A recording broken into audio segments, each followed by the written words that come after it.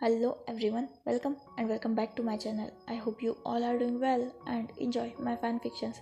So let's start our fan fiction journey. ये guilty lover of innocent criminal का next part है. Let's started. उस person को गए 2 घंटे बीत चुके थे पर विंग स्टिल अभी भी वही था, उसी अबेंडेड बिल्डिंग में. विंग के सामने एक बहुत बड़ा टास्क था जिसको कंप्लीट करने के लिए उसके पास सिर्फ 24 आवर्स थे.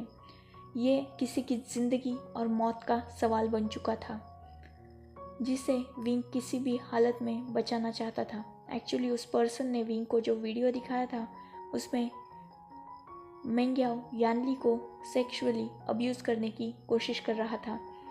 यानली की अभी शादी हो चुकी थी और उसे एक बच्चा था, मतलब विंग को एक छोटा नेफ्यू भी था. अगर गलती से भी ये वीडियो वायरल हो जाती तो यानली की ज़िंदगी पूरी तरह से ख़त्म हो जाती और विंग अपने सामने अपनी श्रीजय की लाइफ डिस्ट्रॉय होते हुए नहीं देख सकता था. उसे बचाने के लिए विंग कुछ भी कर सकता था, चाहे उसकी कीमत विंग की मौत ही क्यों ना हो. विंग ने डिसाइड कर लिया था कि उसे करना क्या है. वो उस अबेंडेड बिल्डिंग से बाहर निकलता है और करीबन 2 घंटे बाद वो सिटी में था, एक बड़े से बिल्डिंग के सामने जो एक हॉस्पिटल की बिल्डिंग थी. विंग अंदर जाता है. करीबन 1 घंटे वो उस हॉस्पिटल में घूमता है. उसने अभी भी अपने फेस को पूरी तरह से हाइड करके रखा था. विंग 1 घंटे उस हॉस्पिटल को अच्छे से एनालाइज करता है और एक वार्ड बॉय को पकड़ता है.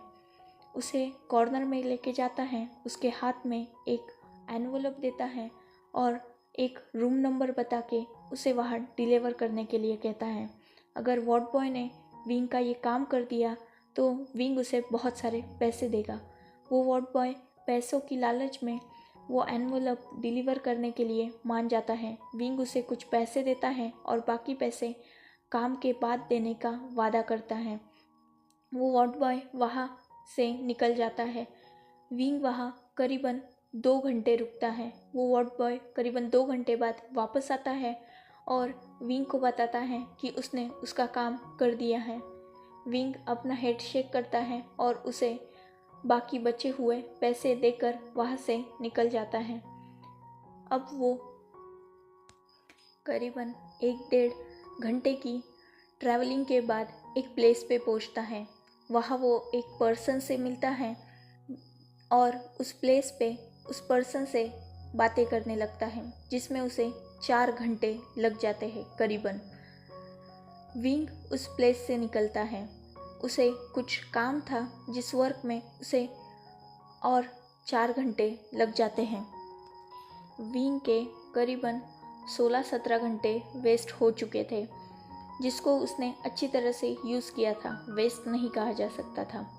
विंग ने अच्छी तरह से टाइम मैनेजमेंट पहले से ही कर रखा था जिस वजह से वो उस प्लेस पर उतना ही वक्त रुक रहा था जितना उसे हो सकता है. मतलब उसकी शेड्यूल में जो बैठ सकता है वो उतना ही वक्त उस प्लेस पर रुक रहा था. अब विंग अपनी फैमिली को देखने के लिए जाने लगता है. विंग ने इन सारे वक्त वांगजी के गार्ड्स पर और वांगजी पर अच्छी तरह से निगरानी रखी हुई थी. मतलब वो अपने आसपास बहुत अच्छी तरह से देख रहा था कि गलती से भी वो पकड़ा ना जाए. और विंग बहुत शातिर था जिस वजह से वो अभी तक किसी के भी हाथ नहीं लगा था, खासकर वांगजी के.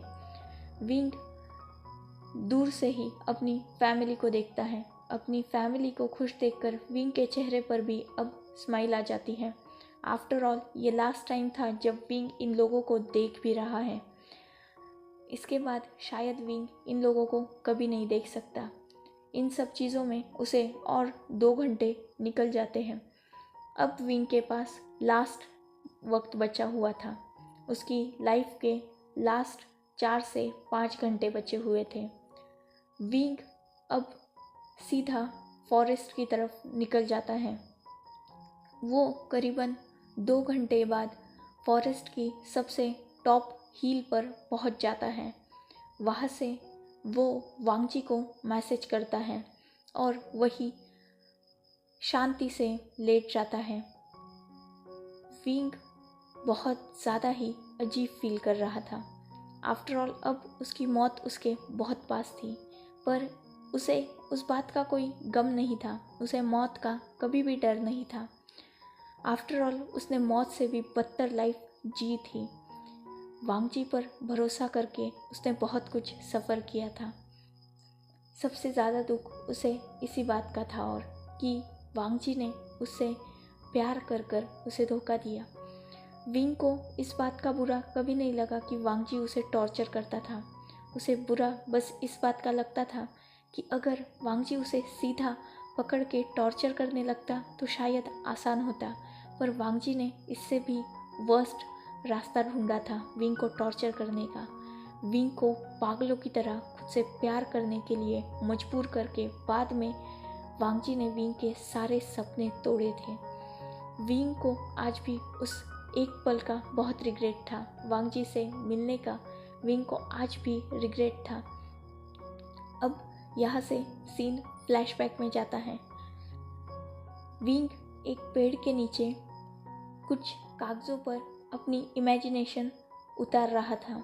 अचानक उसे बहुत ज़ोर से आवाज़ आती है। विंग उस पार्क से निकलता है और बाहर रोड की तरफ भागता है जहाँ से वो आवाज़ आई थी। एक्चुअली एक पर्सन ने ओवर स्पीडिंग से शायद एक पेड़ को हिट कर दिया था, शायद ओवर स्पीडिंग से हिट किया था। विंग भागते हुए उस कार की तरफ जाता है। वो देखता है तो अंदर बहुत ज़ोर से हिट करने की वजह से कार का सेफ्टी सिस्टम ऑन हो चुका था, जिस वजह से एयर बैग्स ओपन हो चुके थे। अंदर का पर्सन सेफ था, अभी भी होश में था, पर फिर भी उसके हाथ को कुछ चोट लग गई थी क्योंकि कार का ग्लास टूट चुका था और वही ग्लास उस पर्सन के हाथ में लगा हुआ था। विंग उस कार के डोर को ओपन करने की कोशिश करता है, पर वो कार का डोर ओपन नहीं होता। वो इंसान अंदर से ही उस कार का डोर ओपन करता है और वो ओपन हो भी जाता है। विंग उस पर्सन को नीचे उतरने में हेल्प करता है और उसे अपने साथ उस पार्क में लेके जाता है जहाँ वो खुद बैठा हुआ था, वही उस पर्सन को बिठाता है। विंग उसे पानी देता है और उसकी चोट को देखने लगता है। उस इंसान को ज़्यादा चोट तो नहीं लगी थी, पर फिर भी उसकी ब्लीडिंग तो हो ही रही थी। विंग उस इंसान को अपना ब्लेज़र उतारने के लिए कहता है और वो इंसान भी आसानी से अपना ब्लेज़र उतार देता है। विंग उस पर्सन की तरफ देखता है और कहता है, क्या आपकी कार में फर्स्ट एड किट है? वो इंसान अपना हेड हल्के से नोट करता है। विंग उठता है और भागते हुए उस पर्सन की कार की तरफ जाता है और उस कार से फर्स्ट एड किट लेकर भागते हुए ही वापस आता है। विंग नीचे बैठता है और उस पर्सन का फर्स्ट एड करने के लिए लगता है। वांगजी विंग की तरफ देख रहा था। विंग भी वांगजी की तरफ देखता है और बहुत धीरे से उसकी चोट पर अपने हाथ से दवा लगाते हुए पूछता है, क्या बहुत दर्द हो रहा है? वांगजी हल्के से ना में सिर हिलाता है। फिर भी विंग बहुत केयरफुली उस पर्सन का फर्स्ट एड करता है, मतलब वांगजी का फर्स्ट एड करता है। विंग वही बैठ जाता है और वांगजी को एक एनर्जी ड्रिंक पीने के लिए देता है। वांगजी रेजिस्ट नहीं करता और उस एनर्जी ड्रिंक को पी लेता है। विंग वांगजी की तरफ देखता है और एक स्माइल के साथ कहता है, क्या आप ठीक फील कर रहे हो? वांगजी अपना हेड शेक करता है। वहीं से उनकी ये प्यार भरी बातें स्टार्ट हुई थी। वो उनकी फर्स्ट मीटिंग थी और वांगजी ने फर्स्ट मीटिंग से ही विंग में इंटरेस्ट दिखाना स्टार्ट कर दिया था।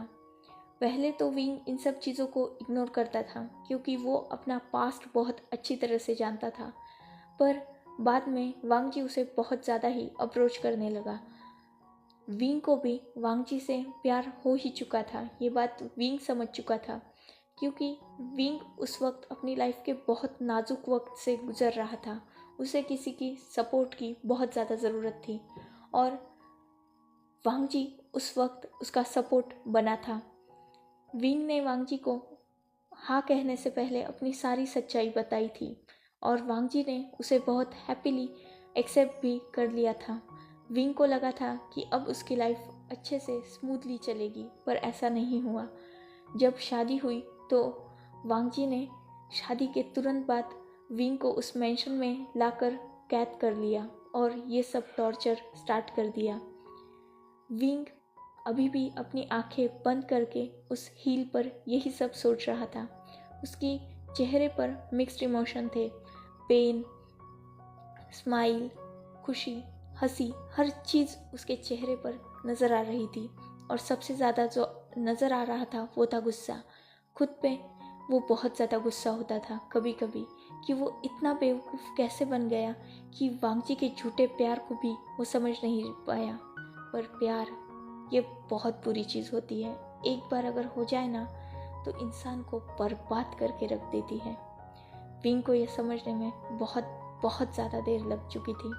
तब तक विंग की लाइफ पूरी तरह से वांगजी के कंट्रोल में थी और वांगजी ने उसकी लाइफ को पूरी तरह से डिस्ट्रॉय करने में लग गया था। विंग के पास अब कोई रास्ता नहीं था और विंग को इन सब चीज़ों से कोई प्रॉब्लम भी नहीं थी।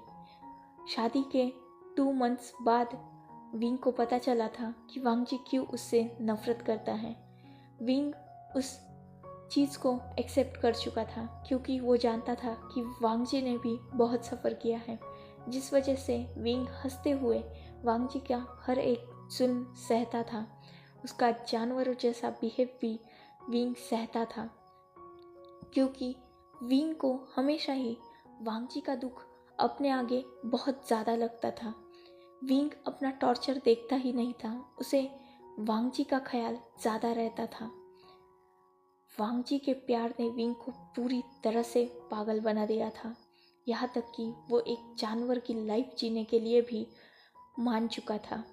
वो वांगजी के सामने पूरी तरह से झुक चुका था। जो इंसान किसी के सामने नहीं झुकता, वो इंसान अपने प्यार के लिए इतना लाचार हो चुका था कि वो वांगजी के घर का एक जानवर बन चुका था, पेट बन चुका था। फिर भी विंग को इससे कोई तकलीफ नहीं थी। इनफैक्ट अब भी वो वांगजी के बारे में सोच रहा था। विंग अभी भी ये सोच रहा था कि क्या जो उसने किया है उससे वांगजी की लाइफ चेंज होगी, क्या उसकी लाइफ में सब ठीक होगा। अगर हाँ तो विंग अपने डिसीजन से बहुत खुश है। आफ्टर ऑल वो सिर्फ यानली की नहीं, अगर वांगजी की लाइफ में भी खुशियाँ ला सके तो इससे अच्छी बात और क्या हो सकती है। यही सब सोच रहा था विंग अपने दिल में, और इन्हीं सब सोच में गुम होते होते कब उसे 2 घंटे बीत गए ये उसे समझ में ही नहीं आया। 2 घंटे बाद वांगजी वहाँ आ चुका था। जैसे ही विंग कार की साउंड सुनता है वो तुरंत अपने होश में आता है और जो वो लेटा हुआ था वो उठकर खड़ा हो जाता है। वांगजी जैसे ही विंग को देखता है वो विंग की तरफ गुस्से में बढ़ने लगता है। विंग उस हील की बिल्कुल कॉर्नर पर खड़ा हुआ था। बस एक और कदम पीछे विंग लेता तो सीधा वो नीचे गिर जाता। विंग वांगजी के तरफ एक स्माइलिंग फेस के साथ देख रहा था, पर वांगजी उसकी आंखों में गुस्सा था। विंग वो महसूस कर सकता था, पर उसके चेहरे पर अभी भी डर नहीं था, उसके फेस पर स्माइल थी। वांगजी विंग के थोड़ा करीब आकर खड़ा हो जाता है, पर फिर भी विंग और वांगजी में डिस्टेंस था। विंग वांगजी की तरफ स्माइल के साथ देख रहा था और वांगजी गुस्से के साथ। वांगजी इससे पहले कि कुछ कह पाता, विंग वांगजी की तरफ एक सॉफ्ट स्माइल से देखते हुए कहता है सॉफ्ट वॉइस में, you know what, your love is the most beautiful dream of my life, but I don't want to see this dream in my next life. मतलब तुम्हारा प्यार मेरी ज़िंदगी का सबसे खूबसूरत सपना है, पर यह सपना मैं अपनी नेक्स्ट लाइफ में बिल्कुल भी नहीं देखना चाहता। इतना बोलकर वो अपना कदम पीछे लेता है और सीधा वो नीचे खाई में जाकर गिरने लगता है। वांगजी टोटली शॉक हो चुका था। उसे समझ में आई इससे पहले विंग नीचे था।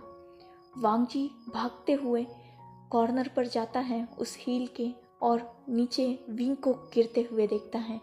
वो हेल्पलेसली बहुत ज़ोर से विंग का नाम लेता है, पर विंग अभी भी एक सॉफ्ट स्माइल के साथ वांगजी की तरफ देख रहा था। वो खाई बहुत ज़्यादा गहरी थी और नीचे एक बहुत तेज़ी से नदी बहती थी। मतलब विंग के बचने का चांसेस ना के बराबर था। वांगजी अभी भी उस नीचे ही उस खाई में देख रहा था। अब विंग उसकी आंखों से टोटली ओझल हो चुका था। विंग का कहीं भी नामो निशान भी वांगजी को नज़र नहीं आ रहा था। वांगजी अभी भी शॉक था। उसे समझ में ही नहीं आ रहा था कि ये हुआ क्या। वांगजी अपने शॉक से बाहर निकला ही नहीं था। वो अभी भी उस खाई में देख रहा था। फाइनली 24 आवर्स कंप्लीट हुए और विंग इस दुनिया से जा चुका है। So, enough for today. Let's take a break. Next chapter in next video. If you like my explanation, like, comment and subscribe my channel. Hopefully you all are enjoying this journey. Goodbye. Take care. Enjoy your beautiful life.